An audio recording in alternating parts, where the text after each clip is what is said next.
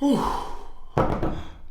Good morning, everybody. Hope everyone's doing well. Am I in frame? Hold on. Okay, that's a little bit better, the framing. Remember that rule of thirds in photography I was telling you guys about. But anyways, I am super excited for today.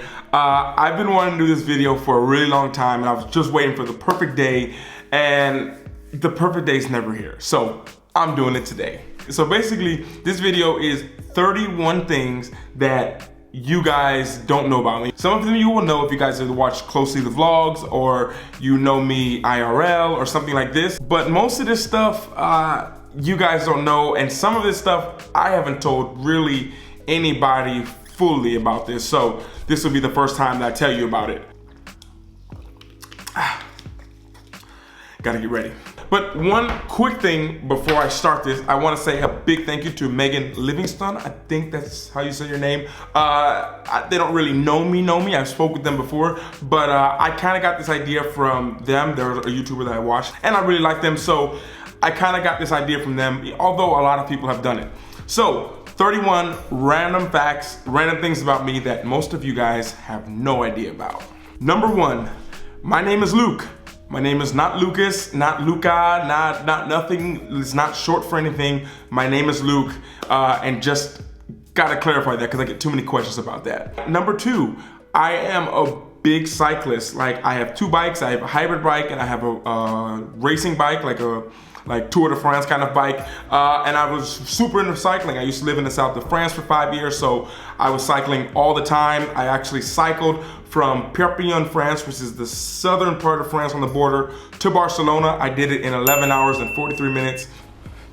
Almost arrived in Barcelona, right along, almost at the port. Been a long day, 205 kilometers, 11 hours, 48 minutes. And I always said to myself, if I did that, I would buy myself a really nice racing bike. And so I did it, felt really accomplished. Wasn't as hard as you thought, by the way, except crossing over the Pyrenees Mountains, but I did that. Number 3, I speak 3 languages pretty well. People always ask me the languages. Yes, I speak English, je parle français, of course. I speak French, of course.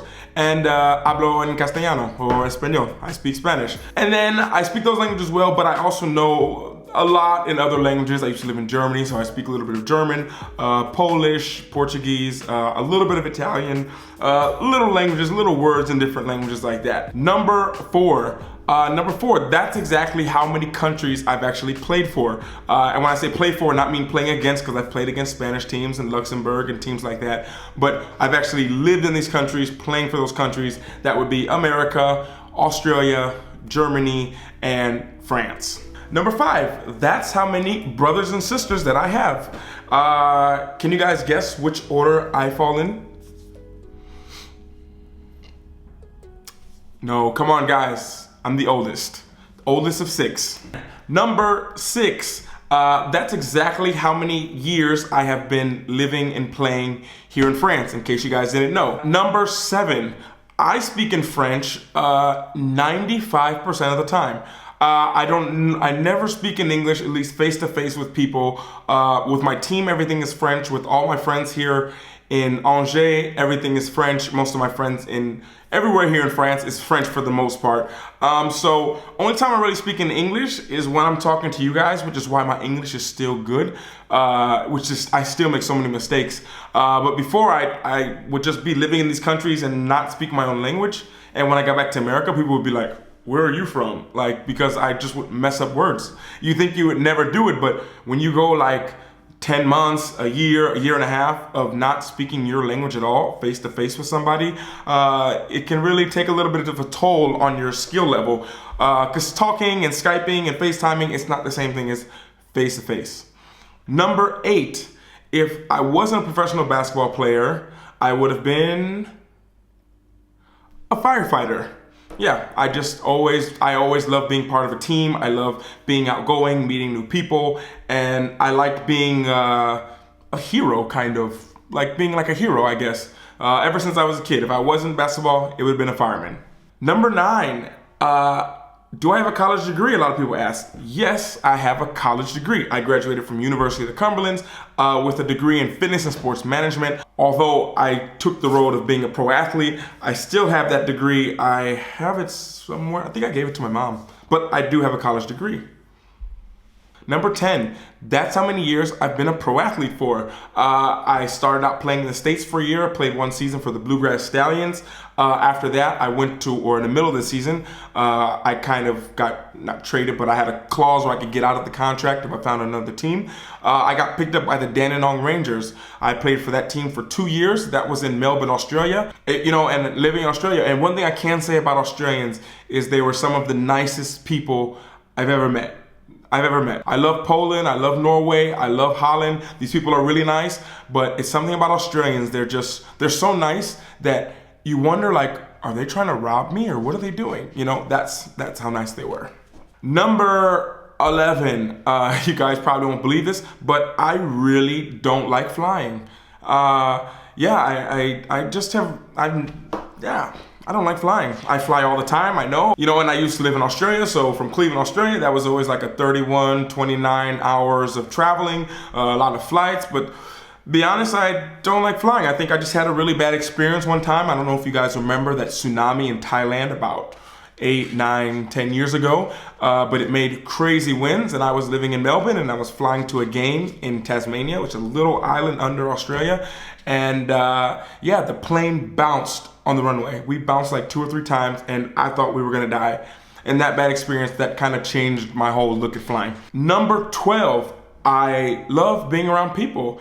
For me, being around people this is when I feel like alive. Although I need time to myself to recharge, which is why when I'm traveling, I stay in hostels, but every so often I take a hotel, and that day I usually don't want to talk to anyone because I need to recharge.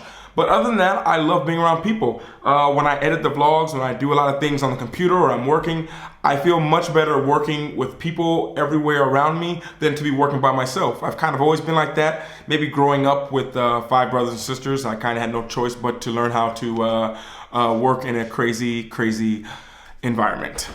Number 13, I have something, I don't know if it's proven to be an illness or a problem or something like that, but I have FMO.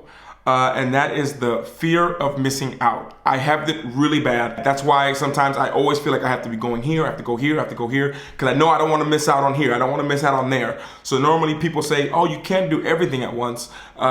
And I've always tried to. I know it's not the best method now, but it's something that I've always had a problem with. I've always tried to do everything. But I'm getting better. I'm learning now as I'm getting older that there's some things that don't worry about missing out on because it will come back around, and you really gotta prioritize what it is. Although that party might be the best party of the year, there'll be another one that'll be better. Just saying, from growing up and learning, that's how it goes. Number 14.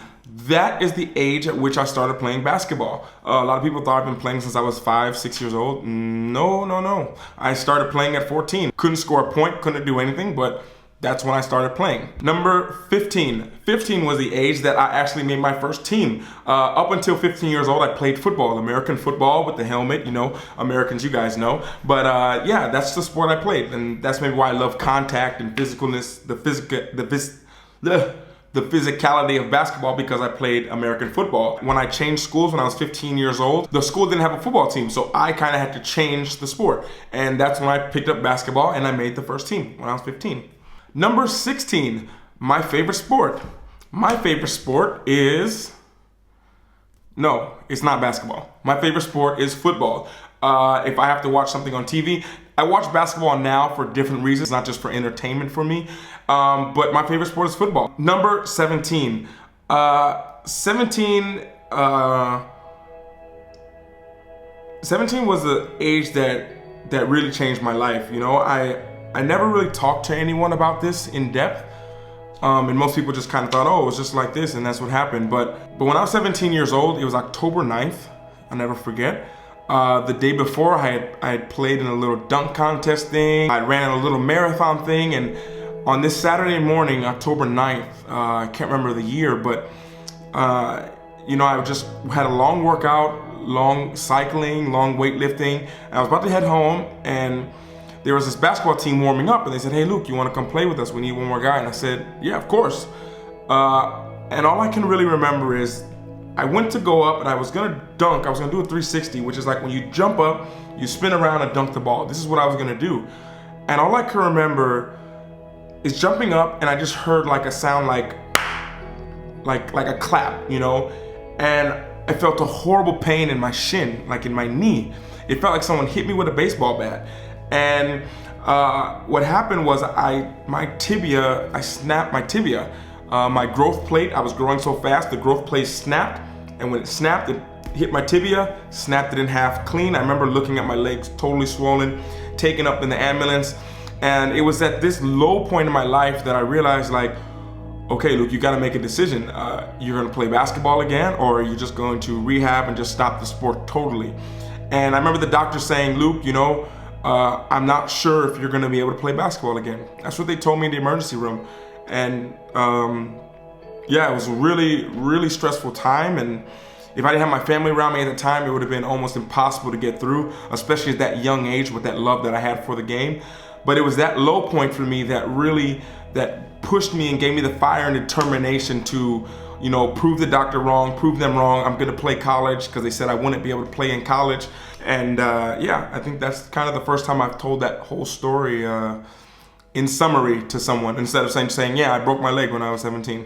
So, whew, yeah, difficult talking about that. Number 18, while I was still on crutches recovering from my broken leg, I got offered to have a full scholarship to University of the Cumberlands. Before I broke my leg, about a month before, I was in a camp with that college, University of the Cumberlands, and they saw me playing there and they liked me. They said if I ever need them, to let them know. Broke my leg. My father called him, the coach at the time, Donnie Butcher, who was like a second father to me. I love this guy. He said he would take me. He would sign me to a full scholarship. And I signed. I redshirted my first year, and I ended up staying there for 5 years until I graduated with my degree in fitness and sports management. So was really thankful for that. Number 19, should I say this? I sang in the choir at my university. In my university, I think every single person knew who I was, even new people there. And I kind of felt that I needed something to keep me humble and everything like that, and not change who I was inside. So I joined the choir. I sang in the choir. I sang in front of the whole school for Christmas. I sang we sang a lot, and it was, at times I felt super embarrassed with my teammates and people yelling out, and hey, choir boy. It was a difficult time, but it was a humble pie, something that I really needed. And yeah, I sang in the choir in my university. Number 20, if I had to live anywhere in the world, where would I live? I would live in Spain, and I would live in Poland. I probably would switch off the two. I probably will do this. But I would have a place to stay in Barcelona, or somewhere in Spain, Valencia, Malaga, somewhere like this. And then I would have a place in probably Warsaw, Poland. And in wintertime, I'd probably leave Poland, head to Spain, and then vice versa in summer. I'd kind of go around like this if I had two places. With what I've experienced and seen in the world so far, that would be my first two choices. Number 21, the biggest influences on me in my life, other than my family and my father, of course, I have to say it comes down to three people. It was The Rock, because I wanted to be that big and tall and have that charisma. When I was a kid growing up, I read his book, I did all this kind of, watched wrestling, did all that kind of stuff. Number two would be LeBron. I feel like LeBron was put here for me to look up to, someone who was close to the same age as me. He grew up close to me. Me and my school, we played against him in high school. Like, it was kind of like a connection a little bit. And yeah, that's someone who I've always looked up to. And now the last year and a half of my life, someone who's had a huge influence on my life would be Casey Neistat. That's the reason I started on YouTube. That's why I started vlogging. And even to this day, what he's done on YouTube is timeless. And it's probably been one of the biggest influences on my life in the last year and a half by far. Number 22. Yeah, I am a YouTuber, I guess, and a vlogger. But I've only been vlogging for like a year and a half. And before that year and a half, about a week before I even started a YouTube, I had no idea what a vlog was. Never heard of a vlog. No idea, absolutely zero idea what a vlog was. And yeah, just kind of watched other vloggers and picked up something little from them and this person and this person and this person. Things that I could highlight really fast would be Casey Neistat, his storytelling and his filmography. And his cinematography was one thing that I just really enjoyed about him. And when you watch the vlog, you never know what to expect. You know, he could do a questions and answers with a question that could change your life, or he could be falling off of his electric skateboard, dropping his camera, breaking it. You never knew what to expect, but you knew you were gonna get value for it. John Olsen was another person. His B-roll was absolutely fantastic, which is something I took from him. And Gary Vee, someone who I listen to, watch every single day. The value that he gives to his audience and people when asking nothing in return. That's one thing that I took from him. And it's kind of people like that. I've taken one thing from them, and that's where I kind of learned how to vlog. Number 23. A lot of people ask me, why did I choose vlogging? Why don't I have a basketball channel? Because when I started YouTube and I just watching different people and listening to Gary Vee a lot, you know, I'm in this for like the longevity. I'm a big guy, I'm a big believer in longevity. I want it for the long term. I want something that I can keep up going for a long time and that can really benefit and change people's lives. And basketball for me, it wasn't that way. I felt like vlogging would give me a better connection. And if you want to learn how to do a basketball shot or something like that, there's plenty of other people much more qualified than me that have been teaching people for 20, 30, 40 years that would be able to help you out more. And yeah, basketball is something I can always do and always teach on the side. So vlogging, I'm able to share my perspective and help people more and influence people more. And the vlogs will always be timeless no matter what. So that's why I chose that. Number 24, I actually don't listen to a lot of music. People always ask me, what am I listening to now? What am I music? When I come home, I have like an Amazon Echo. If you guys know what that is, it's like a little computer that I can just, Alexa, play some smooth jazz. Here's a station for smooth jazz music. Smooth jazz from Amazon Music. Alexa, turn the volume to 10.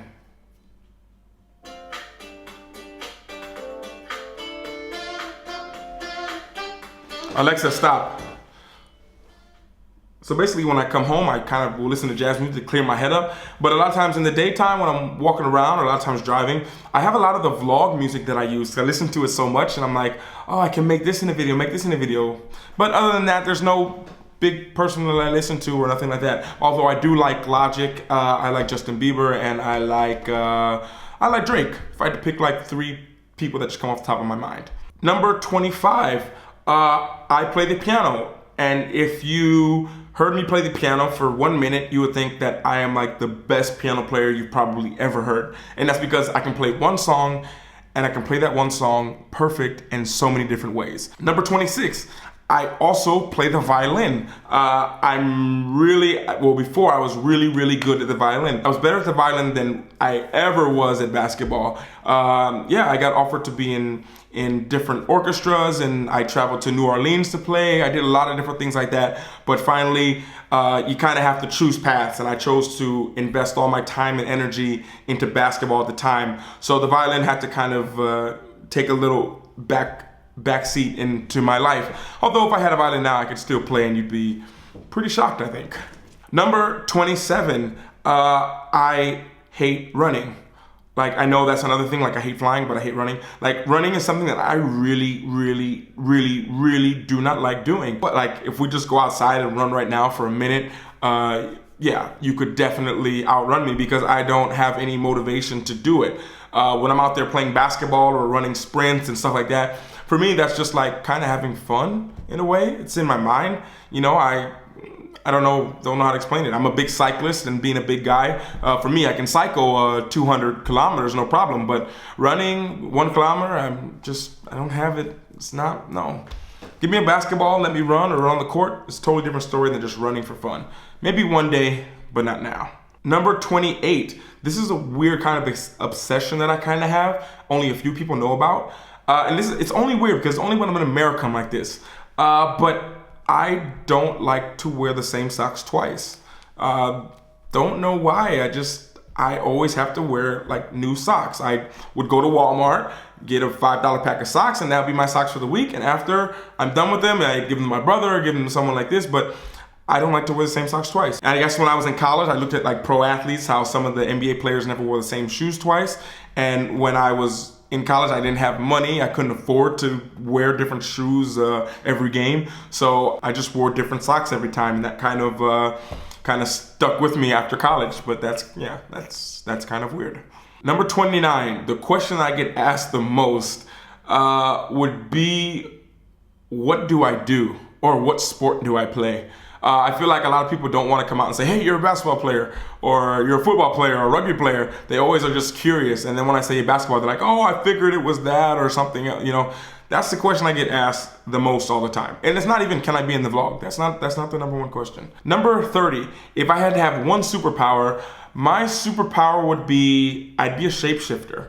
Like I'd be someone I could just change form into anyone. And I feel like that could get me into anywhere, and I could do anything by being able to do that. But I'd only use my powers for good, I think.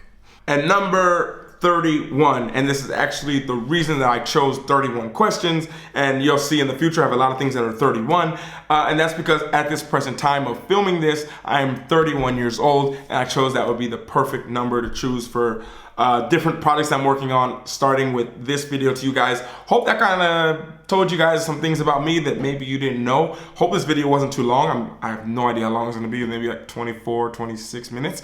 But thank you guys if you stuck through to the end. Thank you guys so much. I feel really excited about this video. I don't know, I watched the video of Megan, who I told you about at the beginning, and that was just like, whoa, so cool. Like someone whose channel I just randomly found, and I just like knew so much about them and felt such a connection. And I think that's, yeah, that's pretty cool. And I just wanted to share that with you guys. And on that note, I actually have a busy day ahead of me, but wanted to get this out. So glad I did. Hope everyone's having a great day, a great weekend. Not sure when I'm releasing this, but I hope you guys are smiling and feeling good today. I'll talk to all of you guys later. Feel free always to write me or email me or leave a comment. It's so inspiring to me. So on that note, I will bid you guys good evening, good night, good morning. I'll talk to you guys later, and everyone always remember to work hard, be brave, and don't forget to smile.